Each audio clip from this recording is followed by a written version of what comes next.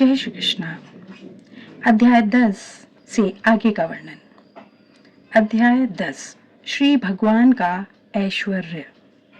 बल, सौंदर्य, ऐश्वर्य या उत्कृष्टता प्रदर्शित करने वाली समस्त अद्भुत घटनाएं, चाहे वे इस लोक में हो या आध्यात्मिक जगत में, कृष्ण की दैवी शक्तियों एवं ऐश्वर्यों की आंशिक अभिव्यक्तियां, समस्त कारणों के कारण स्वरूप तथा सर्व स्वरूप कृष्ण समस्त जीवों के परम पूज्य हैं।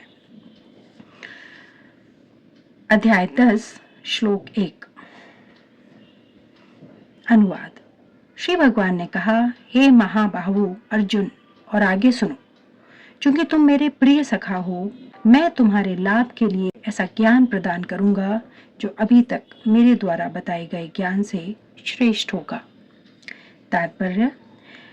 पराशर मुनि ने भगवान शब्द की व्याख्या इस प्रकार की है, जो पूर्ण रूप से षड ऐश्वर्यों, संपूर्ण शक्ति, संपूर्ण यश, संपूर्ण धन, संपूर्ण ज्ञान, संपूर्ण सौंदर्य तथा संपूर्ण त्याग से युक्त है, वह भगवान है।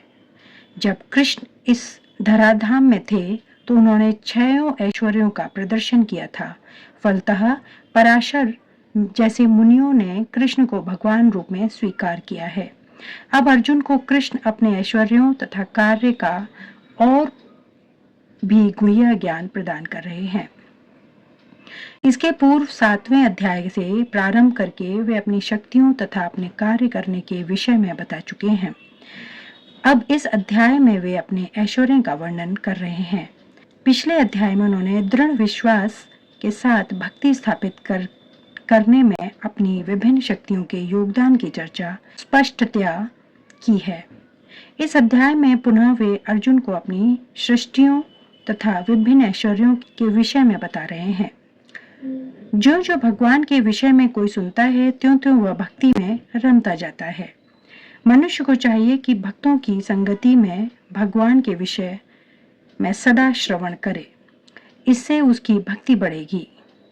भक्तों के समाज में ऐसी चर्चाएं केवल उन लोगों के बीच हो सकती हैं जो सचमुच कृष्ण भावनामृत के इच्छुक हैं। ऐसी चर्चाओं में अन्य लोग भाग नहीं ले सकते। भगवान अर्जुन से स्पष्ट शब्दों में कहते हैं कि चूंकि तुम मुझे अत्यंत प्रिय हो, अतः तुम्हारे लाभ के लिए ऐसी बातें कह रहा हूँ। धन्यवाद। जय श्री कृष्ण।